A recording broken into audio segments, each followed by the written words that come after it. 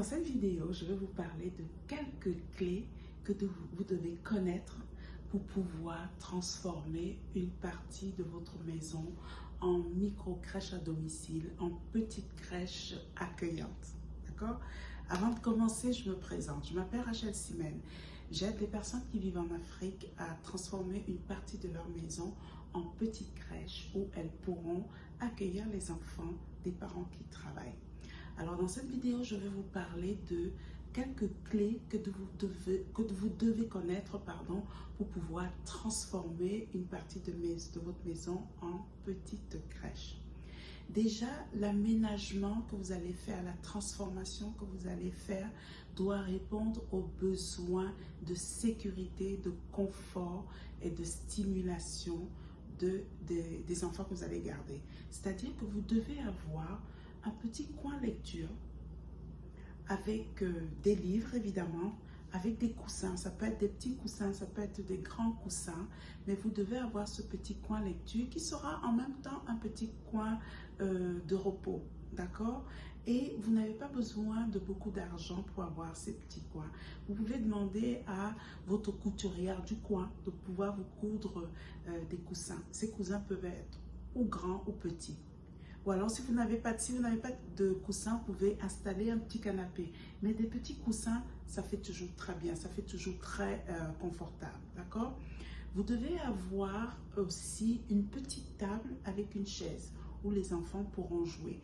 Dépendamment de la tranche d'âge d'enfants que vous aurez, de temps en temps, les enfants ont besoin de s'installer sur une table pour pouvoir faire des dessins, pour pouvoir faire des jeux de construction aussi. Ils peuvent le faire au sol, mais parfois, ils ont envie de le faire sur une table, d'accord?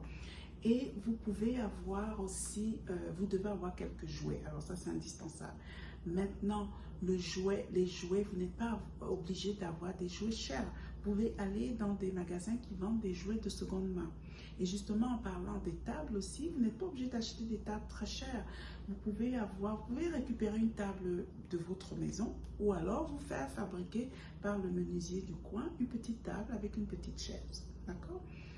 Et donc, vous devez, votre espace, l'espace dans lequel vous allez accueillir les enfants doit être lumineux. Ça, c'est important. Il doit y avoir de la lumière naturelle. La lumière naturelle a des effets très bénéfiques sur le développement des enfants. D'accord? Vous devez... cette pièce doit être lumineuse, elle doit être aérée. Ça aussi, c'est très important. C'est important pour vous, c'est important pour les enfants d'être dans une pièce aérée et lumineuse. D'accord? Votre espace doit être propre. Il doit être propre. Il est hors de question que les parents arrivent et ils entrent dans un espace qui non seulement n'est pas propre, mais sans mauvais. Alors ça, c'est pas accueillant. D'accord? Et aussi, vous devez avoir un tapis mousse, d'accord? Il s'agit ici de pouvoir éviter que si les enfants tombent, parce que les enfants tomberont, les enfants vont certainement tomber, ça fait partie de l'apprentissage, hein.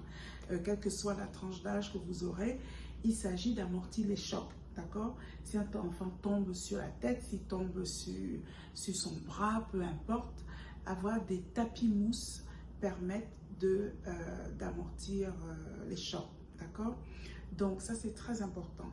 Par-dessus tous les éléments que je viens de citer, vous devez démontrer de l'amour et de l'attention à ces enfants-là. Il ne s'agit pas de prendre les enfants des gens et après d'être de regarder la télévision ou d'être sur les réseaux sociaux. Vous devez donner de l'attention et de l'amour. Et je peux vous dire que c'est des éléments qui sont indispensables. Pour moi, c'est le top 1 quand on s'occupe des enfants.